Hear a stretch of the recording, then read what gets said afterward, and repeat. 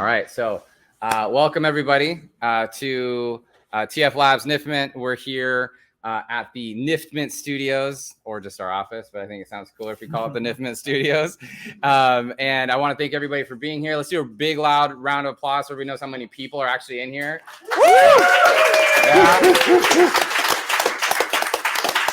So I'm really excited for today's topic and what we're going to be discussing. We're going to be talking about Bitcoin Ordinals. And for those that don't know what Bitcoin Ordinals are, I didn't know what they were until a couple of months ago. And so we have some folks here that have been working in it and doing some interesting things in that space. We actually just wrote a blog article about Bitcoin Ordinals on the Niftmint blog, so definitely check that out. It just kind of gives you a general overview of what that is. Yeah, like, you know, a lot of us have heard of NFTs or maybe have purchased NFTs or worked in NFTs. Probably a lot of people here that have Bitcoin or have purchased Bitcoin before. And so this is a little bit of a combination of the two, but not really at the same time, right? So like it's the closest thing to NFTs on Bitcoin, but I'm excited to get into that. So before we get started, let's go ahead and just have our panelists introduce themselves real quick.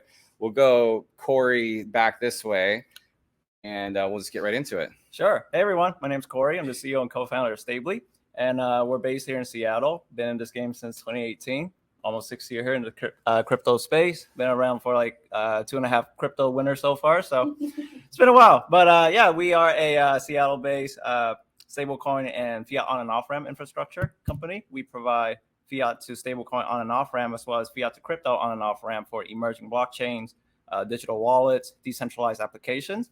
And how we're involved in the Ordinal scene is, we're leveraging the Ordinals protocol in order to mint stablecoins that can be transacted and permissionlessly traded for Bitcoin and other assets on the Bitcoin or in the Bitcoin Ordinal ecosystem.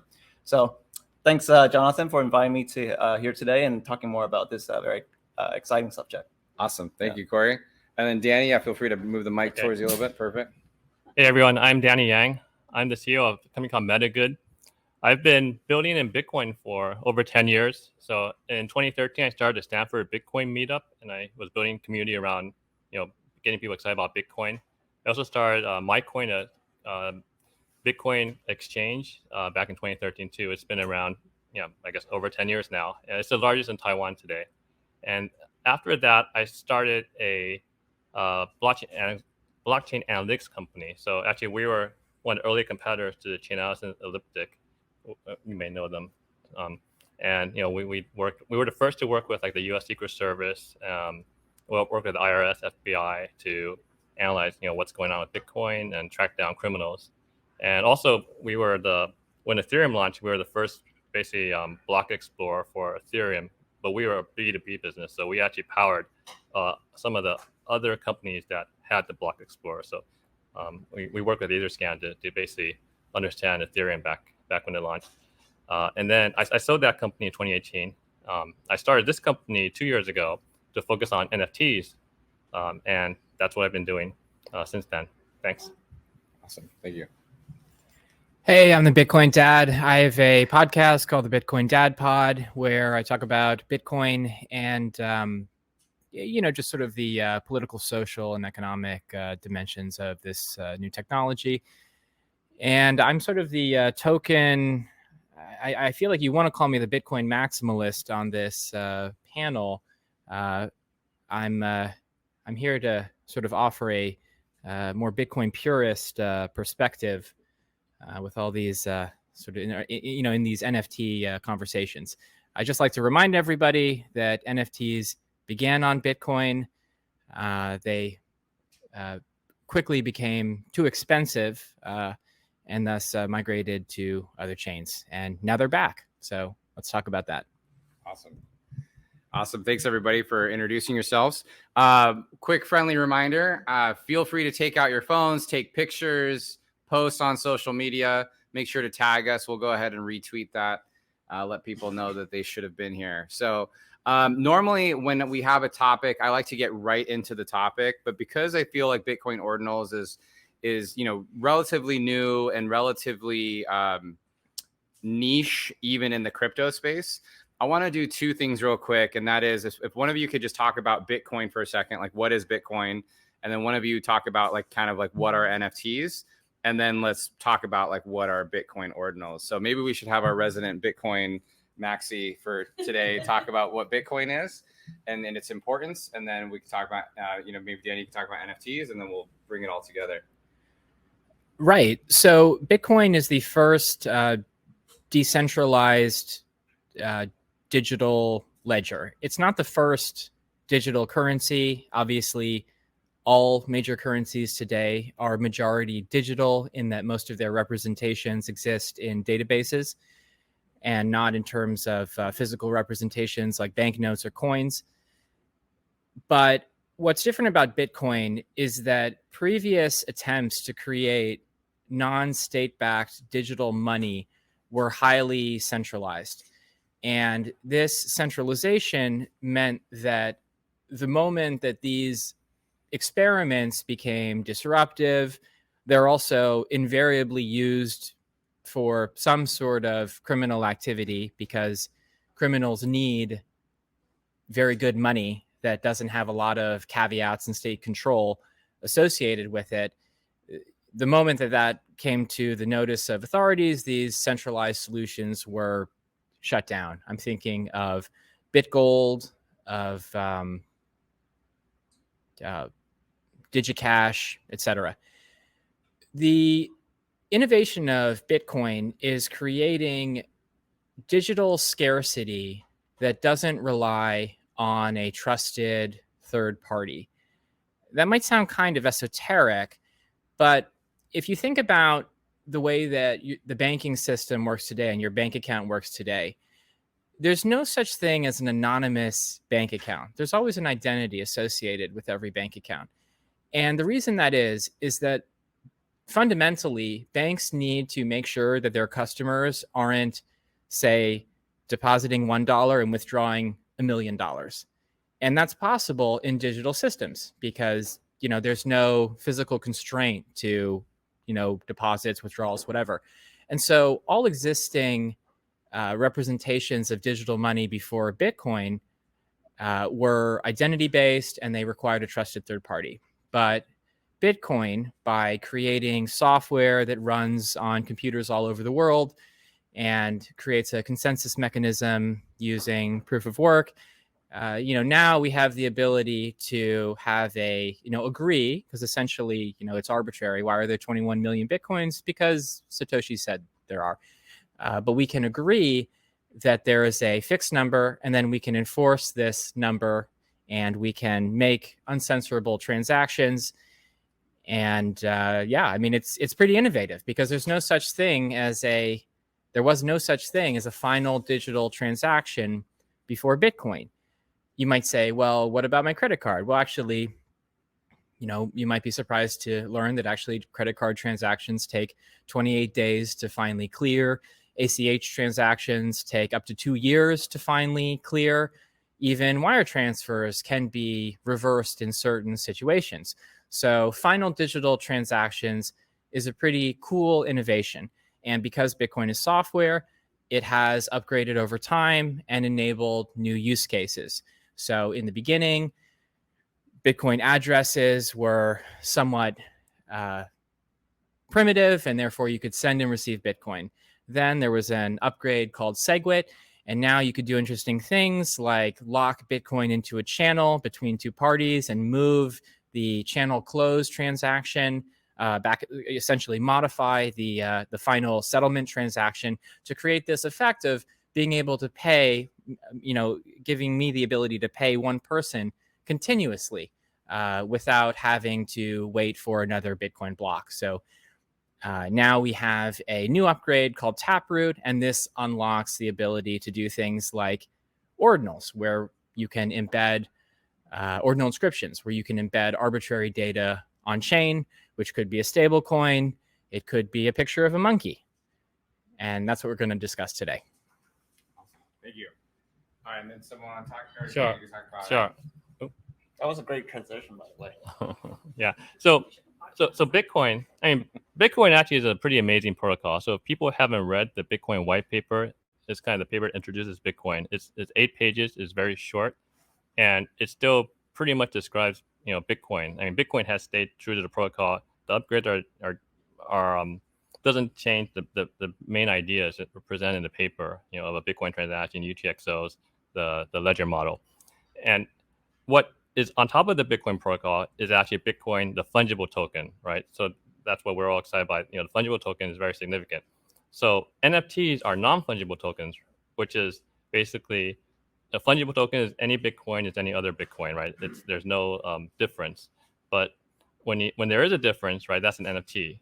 And NFTs have their own use cases. So you could think of NFTs in perhaps 3 big buckets of use cases right now in the world today. Because NFTs are also pretty new as phenomena. So one would be just art. An art piece is a unique item, a digital item, right? So that's an NFT. The second use case would be membership. NFTs actually are great for building community. So it's basically like a membership token to be in a community, and the community, it's like joining a club or joining like a frat or something sorority. It's a club, right? And the third case would be kind of utility, where it could be an item in a game or basically some sort of digital utility, digital good that you can use specifically for something online or maybe in real life too. So these are kind of 3 big buckets for NFTs. Like I got into NFTs actually a couple years ago when Bill Tai is one of my investors and friends, and he got together with Hernando de Soto, this Peruvian economist who was well known for writing the book The Mystery of Capital, and he basically reformed the country of Peru with land title, right? Peru had a lot of crime, or a lot of like they had a big drug problem. Like the cartel would basically grow I guess it's Cocoa. Yeah, cocoa, and then and the problem there is, or rather the solution to the problem of actually all the drugs, the cocoa being grown in the countryside in Peru was, well, let's give the farmers property title for the land, right? So that's what Hernando is well known for reforming. And when the farmers could own the land, they kicked out the cartel, and it kind of revolutionized Peru. So what we were trying to do back in 2015 was do that for Egypt. So we actually met with President Sisi and his staff to actually basically do land titles for Egypt with Hernando de Soto and Bill Tai. But using blockchain, we actually wanted to do digital, basically land titles as NFTs, right, on Bitcoin at the time. That was actually like really ambitious project with NFTs. Yeah, but it was too ambitious at the time, so it's too early. So that was kind of first stab. We actually what happened was Trump was elected, and that kind of killed the political tensions kind of killed that project. But that was kind of first foray into kind of NFTs and how they could be actually very world changing. So then 2 years ago, we saw it was back to art. Like Art Blocks was like an Art Blocks. They built up an ecosystem around art, and people really like collecting NFTs as art. The use case for like the membership also got going with like Bored Ape Yacht Club. People like to be apes and party. Like it's kind of more of a frat kind of vibe. But there are other use cases, gaming and others. So I think it's still quite early though in this space. And we saw that on Ethereum. And now we're going to start seeing that on Bitcoin, and we'll see what else happens. Super cool. Well, I don't have a really cool story like that to share, but I guess we can talk about actually, the Ordinals protocol and what it actually is. So, how many of you guys have inscribed an Ordinal before? Raise your hand. Okay, so all right, we're gonna have to go back to real basic here. So, and I'm probably not the best person to do this. My CTO would be, but I'm gonna make you proud today, David. So, earlier this year or late last year, the Bitcoin core devs passed what was called the Taproot upgrade for the Bitcoin network. What that enabled people to do was to create the Ordinals protocol. There was a person named, I think his name was Casey, and he created the Ordinals protocol. And what using the Taproot upgrade. And what that enabled was for anyone to inscribe data onto individual Satoshis that make up a Bitcoin. So as you know, a Bitcoin is made of 100 million Satoshis, I believe. Don't quote me. But I think that is the right number. So you can technically... It is. Okay, yay. So you can technically, for every single Bitcoin, you can inscribe 100 million Satoshis, right? 100 million times, basically. And you can inscribe anything from text to images to, certain types of files. And the use cases of Ordinal that started out as basically NFTs on Bitcoins, right? So every time you inscribe, let's say, an image onto each of these Satoshi, then it becomes what's called an Ordinal. That Ordinal is, I don't want to say that it's a non-fungible token because I don't think it's technically a non-fungible token. It has kind of like it's semi-fungible in my opinion. But just to clarify, the Ordinal is a way of counting Satoshis to basically create. It's essentially a way of numbering Satoshis. So it's sort of the index. The inscription is the data that you associate with an Ordinal. Right. So once you inscribe the data onto the Ordinal, it could be, as I mentioned, sort of like an NFT. It could be an image. It could be a media file. Or, in certain use cases, in our use case for Stably, what we did was we created a stable coin through the Ordinals protocol. We leveraged what's called the BRC20 token standard, which was developed, I think, right around March by Domo, one of the developer of the Ordinals protocol. And he, what the BRC20 standard is it's similar to ERC20, not really on Ethereum. But what it allows you to do is to create, custom tokens, essentially, on the Bitcoin network itself. And each of these, token, it would have, for example, 4 characters for the symbol, A, B, C, D, something like that, right? The first one that was created was Ordi, O-R-D-I. That was the most popular one. And then, some other ones came out like Pay and things like that. And so, it started out as sort of like meme tokens movement earlier this year, and a lot of people started inscribing a lot of different types of BRC20 standard tokens based on different types of memes. And it's kind of unique because you can only deploy a symbol for each of the token once. So let's say if somebody deploy a token called PayPay, you can only have one PayPay token under the BRC20 standard. No one else can create another PayPay token. And each of the token needs to have at least 4 characters, by the way. That's one of the constraint of the BRC20 standard. So yeah, due to that uniqueness, right? Each of these tokens can only be created once. So earlier this year, when the BRC20 standard came out, a bunch of people create a bunch of tokens that is basically unique, and a lot of people started all over the world started putting money into this, and they started having market cap. Trading markets came about, and that's where we are today. So, there are Ordinals, which is sort of like NFTs, and then there are BRC20 standard tokens, which are more like, fungible tokens that are created through the Ordinals protocol. And something really exciting coming up soon is the ORC20 standard, which is improvement of the BRC20 standard, which allows these tokens to be more flexible and be more efficient. And I can dive a little bit deeper into that after.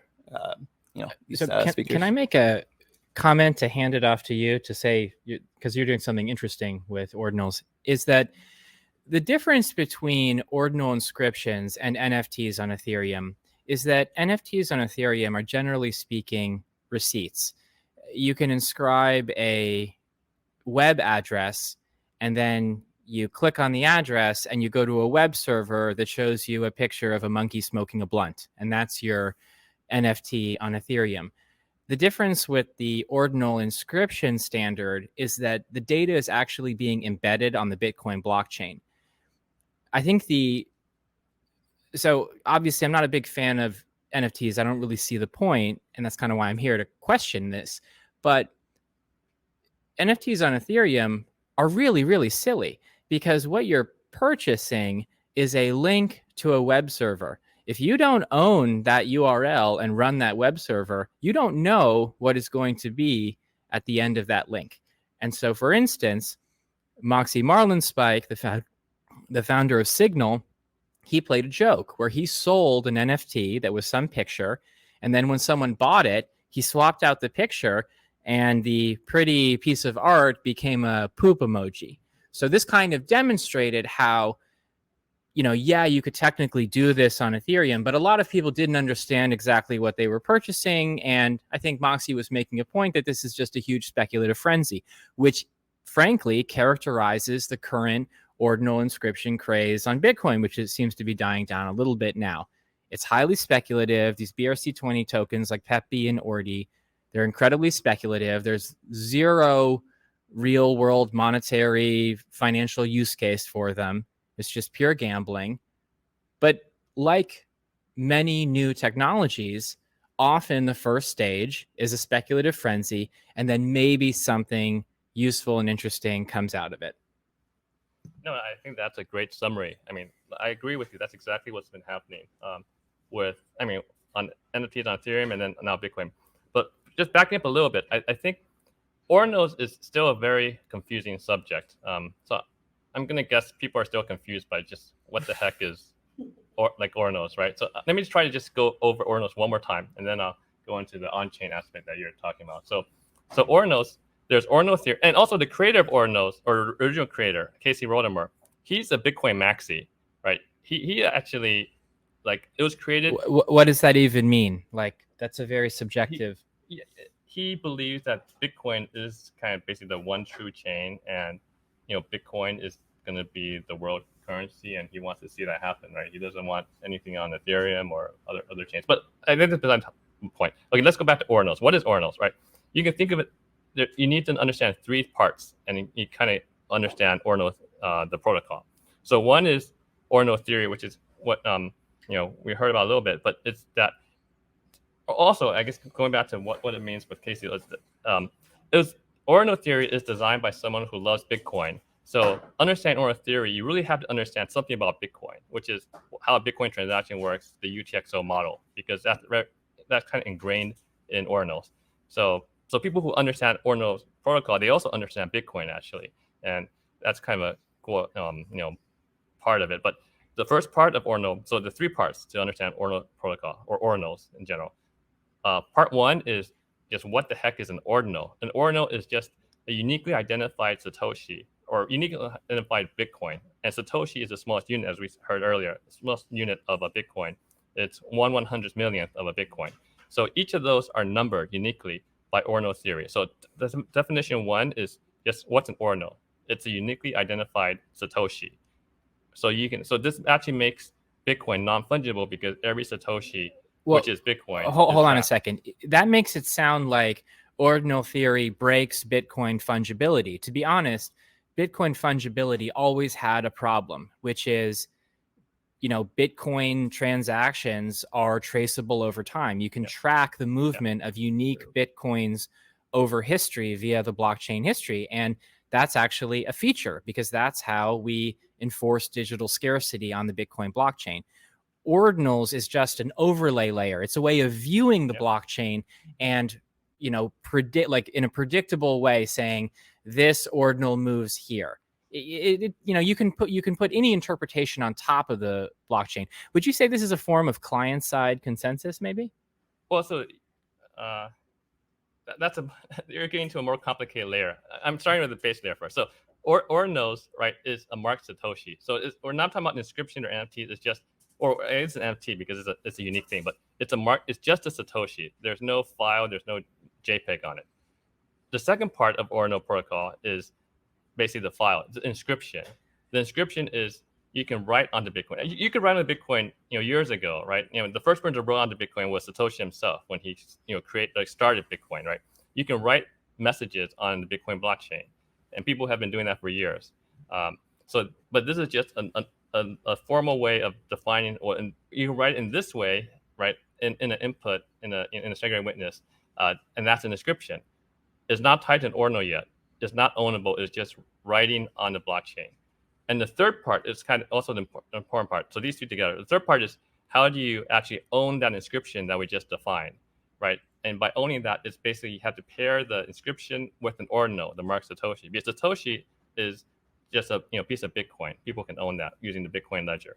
So these three things make up Ordinals, the protocol, which is the ordinal, which is the mark Satoshi, the inscription, which is whatever you want to write onto Bitcoin, and then the third part is how do you pair the two together, the ordinal and inscription, so that you can someone can actually own that inscription. Because the inscription never moves, right? Inscription is just written in the transaction, is there, but the ordinal gets transferred around in the Bitcoin transaction in the future. So the way these three are defined is defined pretty simply. So then everything else is built on top of it. And then in terms of, you're talking about the client and all that. I mean, so there are ORD clients that basically understand these three rules, and then people can run the ORD client, which also you need a Bitcoin client underneath it, or Bitcoin node underneath it, so that you can basically pull in the Bitcoin data and then interpret it on top of the Bitcoin. Because the ORD protocol doesn't require any changes. There's no soft fork required on the Bitcoin layer. This is all, you could say, imaginary on top of Bitcoin. So people who just care about Bitcoin, they don't need to know about ordinals on top of it. But if you run the ordinal client, then you can know about all this other stuff that's happening on top. Yeah. Now, you said that you did something interesting, because you said that you minted 10,000 ordinal inscriptions for $5 in fees. So how'd you do that? Yeah. So on-chain monkey is about doing things on-chain. So just like what he was saying with on Ethereum, ERC 721 is a standard, like it is how they define NFTs on Ethereum. Like people have agreed, let's follow the ERC 721 standard for NFTs on Ethereum. And in that standard, the non-fungible part is actually a token URI or pointer. And that pointer points generally to IPFS, but sometimes to centralized servers. So like when FTX went down, FTX used to mint a lot of NFTs on Ethereum. All those NFTs died. Basically, they went to a broken link. But it's possible on Ethereum to, instead of passing the pointer in the token URI, you can actually use Ethereum, basically the smart contract, to generate and recreate the image or whatever NFT you have. So that's what on-chain monkey was when we launched on Ethereum 2 years ago. We did it all on-chain. So it's all on Ethereum. It doesn't require any pointers off-chain. But that is kind of a convoluted way of using Ethereum, because by the standard of NFTs on Ethereum, it is pointing to something, right? And because you're putting a lot of data into that smart contract, I imagine your NFTs had higher fees and costs associated with them. So if consumers don't really understand the difference between the pointer versus on-chain data, they might be less interested in spending additional money for what seems to be a similar product, right? So typically so there are very few on-chain NFTs on Ethereum for exactly that reason, right? It costs a lot, and creators want to pay extra money for a market that does not care about on-chain versus off-chain, because they don't even know the difference. So when we launched, this was also kind of an innovative creation on Ethereum, because we actually did the whole thing on Ethereum with pretty much the standard cost of doing the off-chain way. So we actually didn't have to pay extra for it because of the way we efficiently coded all the monkey images, you could say. And NFTs. So some people don't know anything about NFTs. So NFTs, there's lots of type of NFTs, as I mentioned, but there's a type of NFT, I guess, art collection, or there's like the 10K collection, right? That's kind of a thing that many people in NFTs appreciate, starting with the CryptoPunks. CryptoPunks was a 10K collection created many years ago, actually on Ethereum. So we made a 10K collection on Ethereum a couple years ago, called on-chain monkey. That's all on-chain. So CryptoPunks actually was off-chain. It was a pointer, as he was saying. So we did that on Ethereum. We did it in a way that was very efficient, because we respect blockchains. These are public utilities that everyone uses. We don't want to hog up the chain. So when Bitcoin Ordinals came along, we did the same thing. We actually adapted it for Bitcoin, where Bitcoin is used by everyone, and the fee market determines how much of the Bitcoin block space you can use. And because of Ordinals, if things are successful with ordinal inscriptions, then the fee market is going to be a lot more expensive than it is today. We saw a little glimpse of that, a few weeks or months ago when the BRC20s were going crazy, kind of speculative craziness. Other memes. Yeah, but so we inscribed the 10,000 monkey images on Bitcoin, and this was the first 10K collection of images and metadata inscribed on Bitcoin. But because we were very efficient in how we coded it, it only cost 20,000 bytes, right? So that's why it was so cheap, right? It was a 20 kilobyte Bitcoin transaction, and so if you pay even, well, and also this was pretty early in the Ordinal timeline, so the fees were still relatively low. So it cost like $5 for that transaction. What's your opinion on the recent development of recursive inscription and how that might impact projects? Like so yourself? I think recursion. So this is the thing that we actually pioneered. So On-Chain Monkey was kind of pioneer of doing recursion. We showed it off in February, and then recursion, in computer science terms, it's when a program can call on itself to basically execute code that might be simpler in a recursive way. But in inscription, in the Ordinal inscription space, it's used a little bit differently. It's actually not the proper way to define recursion, but it's really, the idea is that inscription can reference another inscription. It's more like composability. It's basically, if you create a new inscription, instead of doing everything from scratch every time, you can just reference something that had previously been inscribed. So it doesn't have to be images. It could, so if it's code, let's say, then basically everyone who's previously inscribed code on Bitcoin, that code can be reused in future code or programs, or it could be apps. So things can build on top of previous things to create more complex so like things. Instead of 10K monkeys, it could be like 100 monkeys and 100 shirts, and then it could, if you're thinking about the PFP kind of thing, yeah, you can combine art to make new art. But I think and code is that how your 10K collection was built? Were there like different visual components that then each ordinal inscription referenced, and that's why it was less data? Yeah, so we use recursion, or basically this referencing to create the collection. But that's the recursion part, but also the fact that it's code. Code is quite powerful. If you can code something versus generating the output of the code. The output code can be much bigger than the actual code. But also code can be very powerful in what it does, right? Like some recent things, people have been writing games onto Bitcoin. So you can actually play these fun games on top of Bitcoin. This is just one example. I think it's very early. People are just learning, well, what can I do? What kind of apps can I build on top of Bitcoin? I saw people making their own personal websites now on Bitcoin. Yeah. Using Ordinals. Yeah, you can do HTML and the browsers render them. So it's pretty it's all on chain, which is pretty cool. So the on chain aspect, because by design, Ordinals is meant to be all the inscriptions are meant to be on Bitcoin, not a reference off chain. You can put in links. You can put in URLs in your inscription. The official Ordinals browsers don't support those links. They don't honor them, right? So they'll be broken. But I think in the future, probably people will probably put more links just because the fees will be very high on Bitcoin. So if I can jump in and sort of offer the kind of more Bitcoin perspective on the ordinal inscription phenomenon, a big component of the Bitcoin community and people who are interested in Bitcoin are very focused on its monetary properties.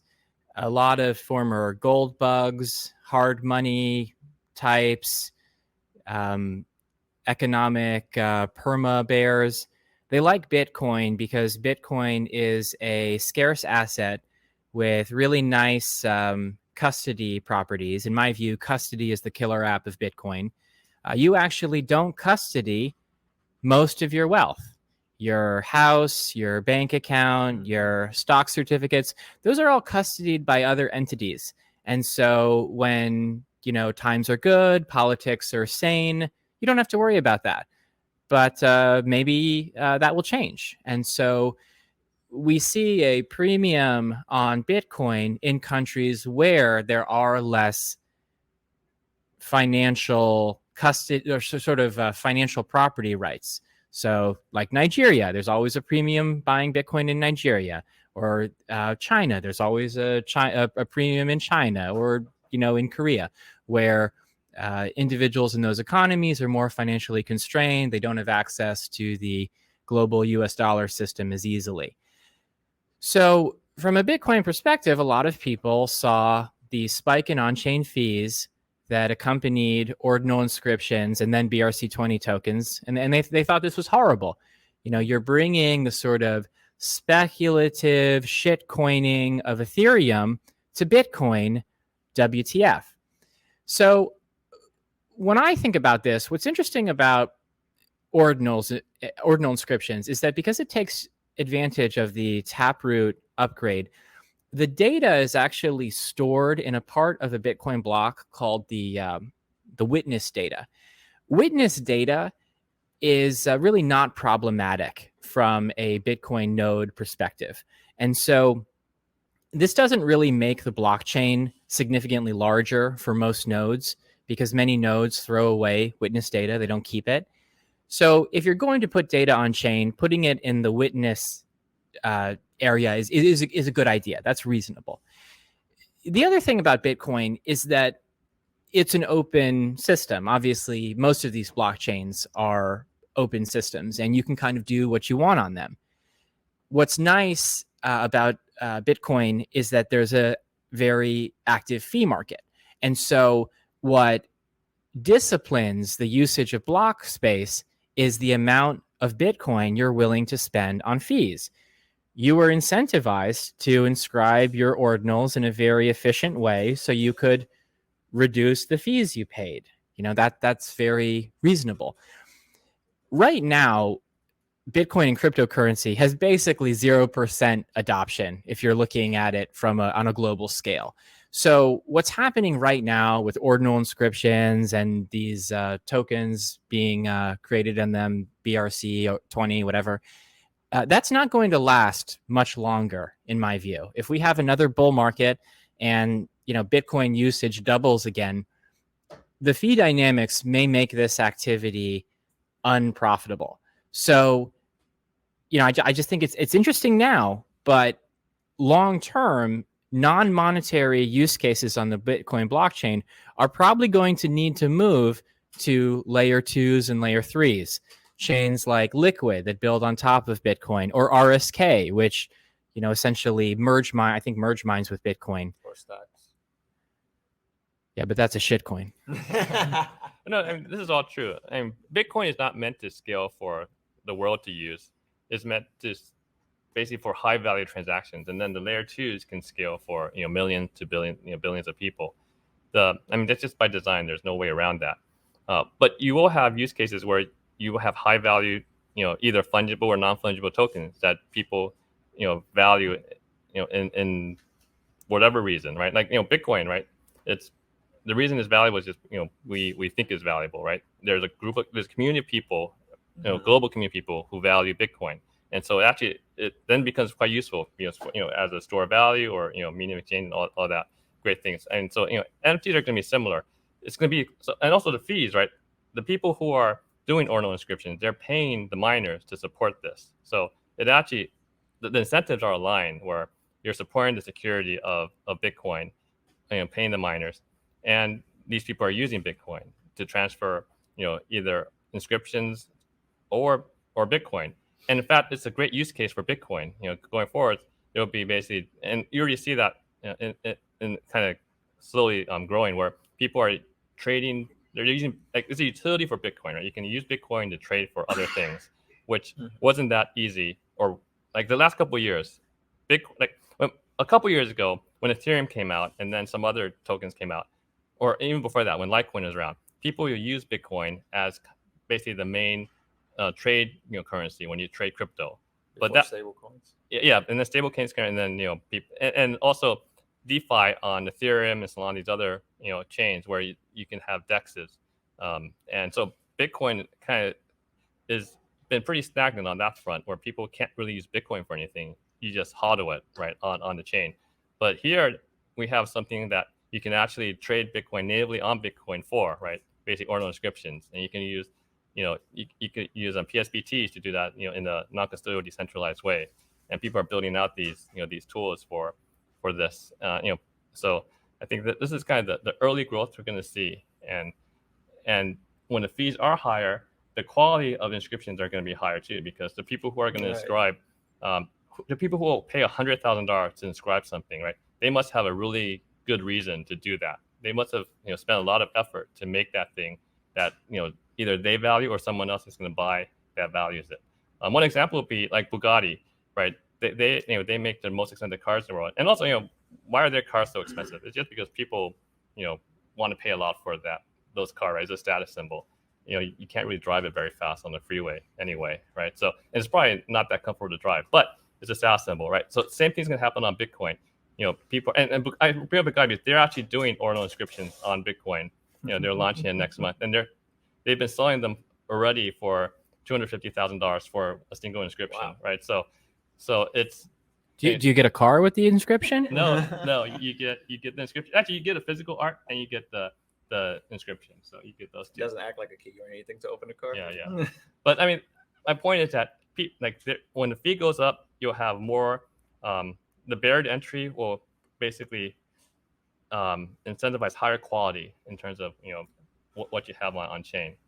I actually have similar parallel to that in the stablecoin space. So for those of you guys who are not familiar with stablecoins, although most people here I think are probably familiar with those, it is a digital currency that is price stable either through an algorithmic mechanism, or if it's backed by other digital currency, or if it's backed by real world assets such as gold or fiat currency and things like that, right? So one of the, you mentioned that Bitcoin has been stagnant over, last couple of years, other than just people sending Bitcoin, trading Bitcoin around.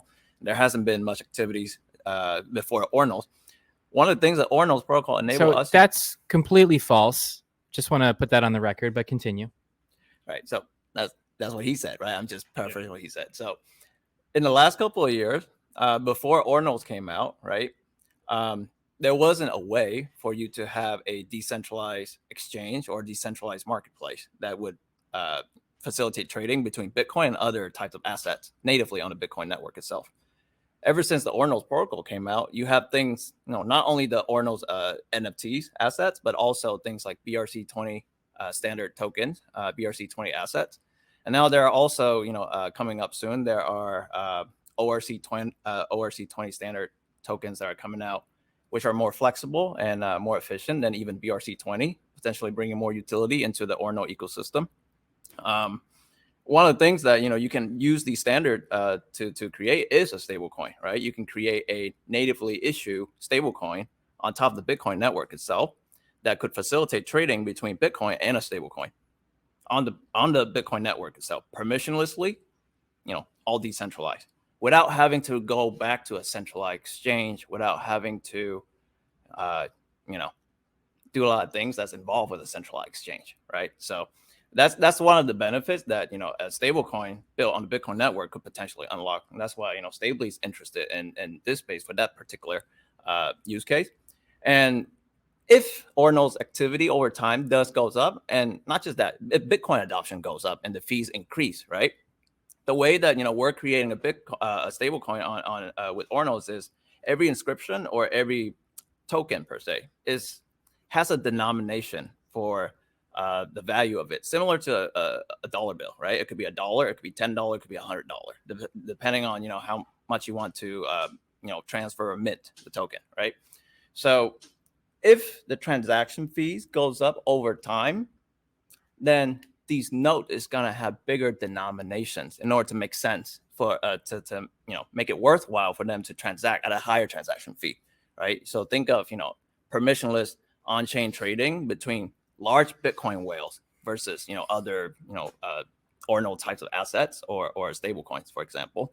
So not that it's going to scale perfectly for everyday use cases. I do agree if the fees does increase, right, the quality or the quantity, it has to be bigger to justify the fee expenses. But I do think that is a potential outcome in the future. One thing to note is that having non-native assets on a chain is also a security risk. So if you have $1 trillion of stable coins issued on, say, Tron, it means that the stablecoin issuer now kind of has a say in the development of the network. I mean, maybe Tron is a bad example because that's entirely run by Justin Sun. But for instance, Ethereum, there are a large number of stablecoins on Ethereum. And that means that when Ethereum developers, which is a relatively centralized development process, decide to do a fork of Ethereum, they kind of have to clear it with Circle and Tether and all of the stablecoin issuers. Because if those stablecoin issuers say, hey, everybody, we don't like this new fork of Ethereum because it's adding more privacy and we're concerned about the legal compliance aspects of that, we're actually going to not redeem any stablecoins on the fork. Now the stablecoin issuer has a big say in the future development path of the network. So that's a concern on top of, with the development of ways to create stablecoins on top of Bitcoin. As I said, it's an open system. You're allowed to do with what you want. Personally, I don't think stablecoins are particularly interesting because all stablecoins is a representation on any blockchain. And we saw this with Tether. Tether started on the Omni protocol, which was built on top of Bitcoin. Then fees increased on Bitcoin, so they moved to Ethereum back when it was cheap. I don't know if any of you remember this, but Ethereum started as a low-fee chain. That was a selling point. It was going to be a low-fee chain. Well, look how that turned out. Turns out blockchains don't scale. So it doesn't really matter what chain, in my view, the stablecoin is issued on. Stablecoins all have a central point of failure, which is a stablecoin issuer. So, I don't think they're really an innovation. The ability to issue stable coins a little bit cheaper on Bitcoin that's enabled by Taproot and Ordinal inscriptions. Okay, yeah, that's a change. But stable coins on Bitcoin, we've been here before, and it was kind of not a big deal in my view. Well, you could also argue that back in the day when that was possible, I think it was 2016, 2017, around that time frame. How many people were in the crypto space back then? I think, maybe not even more than 20, 30, maybe 50 million. As of right now, there are over 400 million people, crypto users worldwide. And that number, it increased by 2.7% every month, right? Historically, I don't know about this year, but at least that was what happened last year. So we might get to over 1 billion, crypto users worldwide by the year 2026, 2027. And is there going to be a lot more activity of those users going onto the Bitcoin network or going into these other, alternative chains? When you ask most people, what is, that is the first thing, what is the first crypto or the first blockchain thing that they think of? Bitcoin, right? So you could argue that perhaps you will start seeing adoption of, stable coins or any other things that are built on top of Bitcoins in the next few bull cycles. So that's possible, but we've already seen from the recent fee spike caused by ordinal inscriptions that relatively small amounts of demand spike on-chain fees with Bitcoin really hard. And that's the cost of having a highly decentralized blockchain. Right. The benefit is no one can shut down Bitcoin. Not even the US government can shut down Bitcoin. But the drawback is you don't have a lot of block space and, high fees are sort of inevitable long-term. Kind of a dirty secret of the narrative that cryptocurrency is empowering the unbanked in the third world. Well, what's the most popular blockchain for stable coins? You know this. Tron. It's Tron, okay? Tron is a crappy Ethereum clone created by Justin Sun, who is just, you know him personally. Maybe he's got a great personality, but from the outside, he looks like a bad guy. He doesn't look like he has a lot of, you wouldn't want to trust him. And he runs Tron. He runs the BitTorrent token. He runs the other stable coins. So that's not a very resilient project. That's not a really, it's sort of a temporary stopgap, and the reason that Tron is so popular is because the chain is so centralized, it can do cheap transactions, Frankly, the cheapest transactions can be provided by a chain with a single node. We call that Visa. Mm-hmm. Plus, I think the TRM Labs report mentioned that over 90% of on-chain terrorist financing activity right now is occurring on the Tron network. Wow. From the TRM Labs report, not from me, by the way. So that just means it's really useful. So it sounds like the question is why use the cryptocurrency if you can use traditional financial systems? Why use it if it's going to get regulated and taxed just like any other thing, right? Yeah. So I think Bitcoin Dad over here answered that earlier, right? One of the biggest benefit that Bitcoin and crypto can offer is self-custody of the asset. How many assets out there can you really go out and say that you own this? Even your house. Look at your house, right? Do you really own that house? I mean, I'm from Vietnam, right? Oh, there we don't own the land. We get to rent the land and build things and live onto it for an X amount of years until it's back for the good of the people, right? So you don't own your land. You don't even your money, your cash, it's in the bank. The bank owns your money, and trying to get all your money out of your bank all at once, see what happens. Right? Yeah. Actually, in the case of a bank insolvency, depositors join unsecured creditors in recouping assets from the bank. Exactly. So you don't technically own your bank account either. Exactly. So I think that's a great stupid question. I mean, I say that with love. Like actually, that's a very kind of a huge question. So, I mean, what I would say is, Bitcoin is not aware of regulation. The protocol is not aware of regulation. At the same time, governments may disagree. And so with every technology, with every store of value or monetary technology, there are certain trade-offs. So if you use Bitcoin and you want to, say, not pay tax, which is something you mentioned, not something I did, you will need you will need to be very careful with managing your transactions and not linking your off-chain identity to these on-chain transactions. If you're competent in that field, it may be difficult to identify who owns these Bitcoin. Another chain that can provide you with very good privacy is Monero. You might want to check that out. So these are technologies that you can use in an environment where governments or three-letter agencies might be interested in you. There are going to be trade-offs, and obviously nothing is perfect. Why you would use crypto/Bitcoin as opposed to WeChat Pay or Visa? Well, honestly, they're just useful for very different things. And I would say that the value proposition of Bitcoin is probably as sort of an insurance policy on everything going wrong with the traditional financial system. I think that's one of the easiest value propositions. Maybe ask yourself this, right? You have cash, let's say cash in your mattress at home. You have gold bars, right? Physical gold. And then you have Bitcoin. Let's say someone kidnapped you and they're trying to beat the shit out of you just to get your asset, right?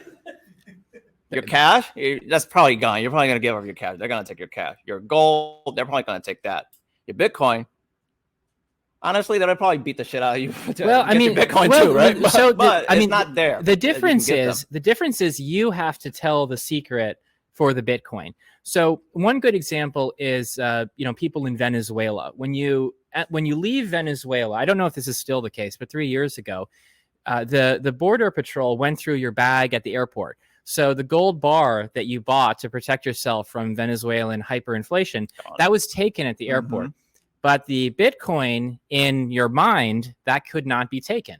So that was a situation where the property of Bitcoin being a sort of non-physical store of value that you can custody in your mind is very useful. So how many cases there are out there that Bitcoin wallet was compromised, Bitcoin was lost? But that's a user error. Yeah, right? that's that's not Bitcoin. That's hack.